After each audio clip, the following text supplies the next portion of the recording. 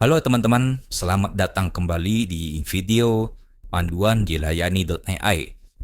Ya, pada kesempatan video ini saya ingin menjelaskan terkait bagaimana persiapan yang harus disiapkan oleh teman-teman nanti sebagai pengguna dilayani AI ketika membuat AI agent yang baru.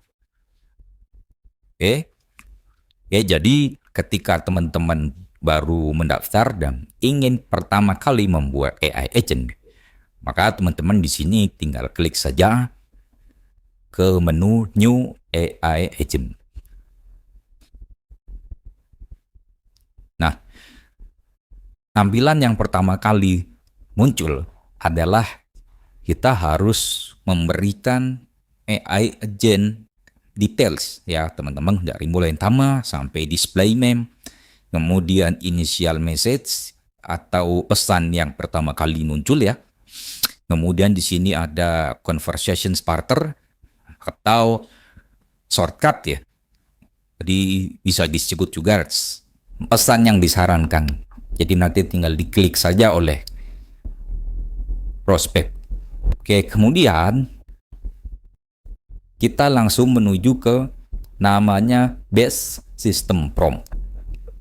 Oke, di sini saya akan menjelaskan apa itu base system prompt ya. Mari kita lihat ilustrasi berikut ya teman-teman. Jadi apa sih base system prompt itu? Nah, jadi base system prompt adalah cara untuk kita ya sebagai owner untuk mengendalikan atau mengatur setiap agen AI itu harus bertindak, harus merespon dengan cara-cara tertentu yang sudah kita tentukan. Oke, maka di sini saya buat analoginya seperti anak SD itu. Anak kecil ya, atau mungkin bisa lebih tepatnya anak yang baru lulus sekolah. Yang mana anak ini kita pekerjakan sebagai CS atau sebagai agen AI. Jadi bayangkan sistem prompt ini adalah sebagai aturan, sebagai instruksi ya. Nah, yang nantinya diikutin sama agen AI. Ketika pertama kali dibuat, agen AI ini kan nggak punya konteks apa-apa, nggak punya kepribadian apa-apa, tidak paham apa tugasnya gitu kan. Nah, itu nanti di dalam base system prompt ini kita harus memasukkan instruksi yang jelas, instruksi yang ringkas, supaya nanti bekerja dengan baik. Jawabnya bagus, betul, relevan dengan apa yang ditanya. Ya. Oke, apa sih fungsinya? Nah, ini yang tadi saya sempat sebutkan sedikit ya. Pertama, dia akan menjadi sebuah kepribadian ya. Jadi kita pengen agen ini punya kepribadian seperti apa? Apakah yang gembira atau formal atau yang lain-lain. Kemudian nada dalam respon. Bagaimana intonasi dalam respon ya. Misalnya kalau dalam teks itu intonasinya seperti ini misalnya. Halo Kak, ada yang bisa dibantu lagi nggak? Kalau ada kata-kata enggak, ada kata-kata iya nih. Nah itu termasuk ke dalam nada ketika merespon. Kemudian yang ketiga adalah pedoman dalam menjawab pertanyaan ya teman-teman. Nah, jadi kita kasih pedoman. Kalau ditanya begini, maka jawabnya begitu. Nah, itu masuk ke dalam base system prompt. Kemudian kita perlu memberikan batasan untuk kasus tertentu. Supaya apa? Supaya nanti ketika ada audiens yang bertanya di luar konteks bisnis kita, itu nanti AI akan meresponnya dengan baik. Maaf, saya tidak diizinkan untuk membahas hal terkait di luar bisnis, gitu ya. Kemudian ada cara bertindak dalam skenario tertentu, misalnya teman-teman mungkin belum memasukkan beberapa informasi tentang bisnis. Akhirnya agen AI kita ini nggak tahu nih informasi tersebut. Maka apa yang harus dia lakukan ketika menghadapi kondisi tersebut? Nah, itu harus kita berikan instruksi di dalam base system prompt. Kemudian perlu juga ya kita memberikan format respon ya. Apakah misalnya agak poin-poin yang dijelaskan itu pakai titik-titik gitu ya, dot, atau ya sudah pakai koma saja seperti paragraf gitu ya. Ya. Jadi intinya base system prompt ini bertindak sebagai instruktur awal ya yang melatih chatbot AI agar dapat berinteraksi dengan baik. Berdasarkan apa? Berdasarkan informasi dinamis dari knowledge base ya yang sebelumnya sudah saya jelaskan di video lainnya. Nah, jadi teman-teman bisa lihat ya di sebelah kanan sini ada ilustrasi ya teman-teman. Jadi dari base system prompt itu agak knowledge based ya. Kemudian si agen AI ini akan bekerja berdasarkan sistem prompt dan knowledge base yang dia miliki. Oke, kemudian bagaimana cara menulis base system prompt supaya agen AI kita itu sesuai apa yang kita mau ya. Pertama adalah menentukan konteks bisnis. Apa yang dimaksud konteks bisnis ya itu kita harus jelaskan ini kita bisnisnya industrinya apa, kemudian produk atau layanan apa yang kita jual, kemudian target pelanggannya siapa sih gitu kan, kemudian sama keutamaan atau keunggulan utamain bisnis ya, kita punya keunggulan apa itu harus dijelaskan kepada KI ini. Nah ini ada contohnya, tugas Anda adalah memberikan dukungan pelanggan atau customer service ya. Untuk nama bisnisnya apa, kemudian perusahaan di industri apa yang berspesialisasi dalam produk atau layanan. Pelanggan kami berasal dari yang mengutamakan keunggulan utama. Lalu bisa nih, coba misalnya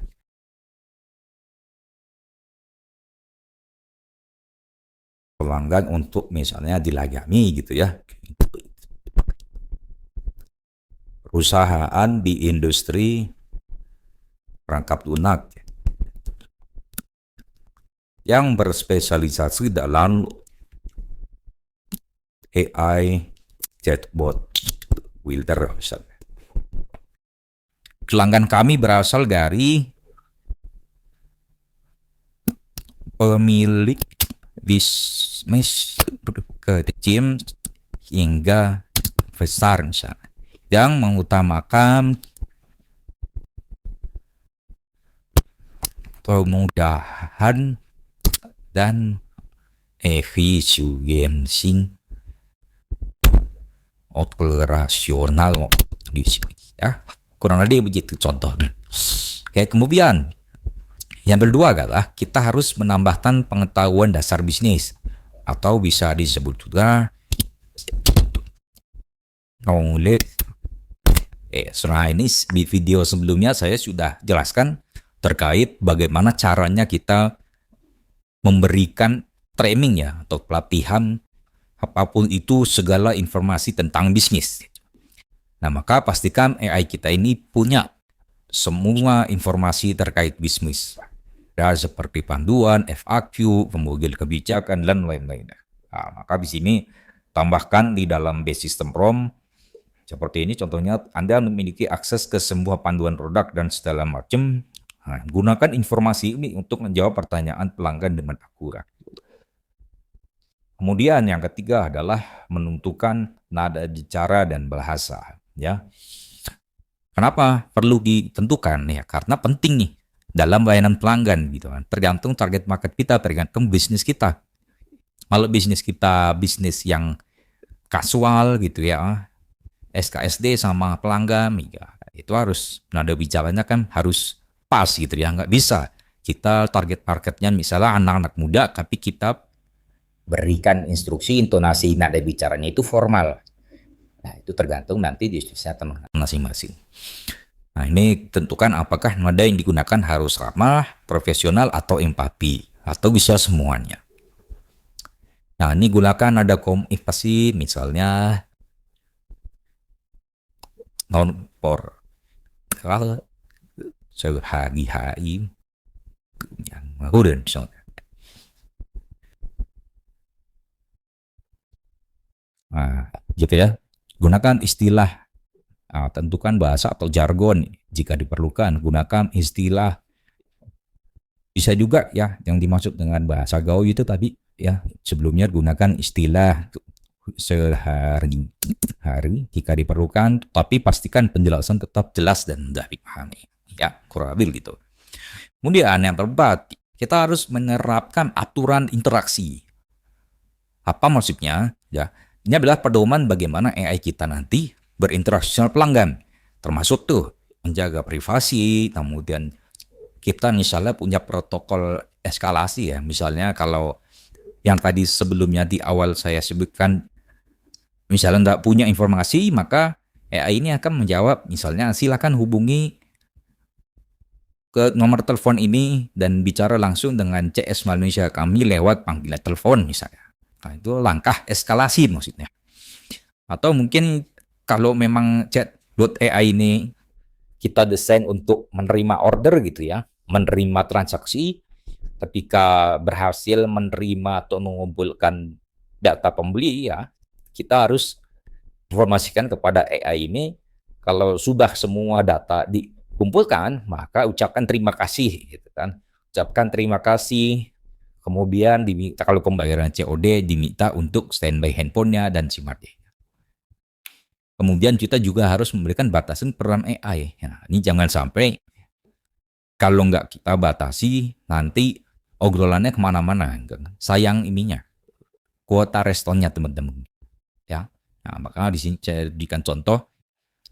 Selalu prioritaskan privasi dan perlindungan data pelanggan jika ada masalah.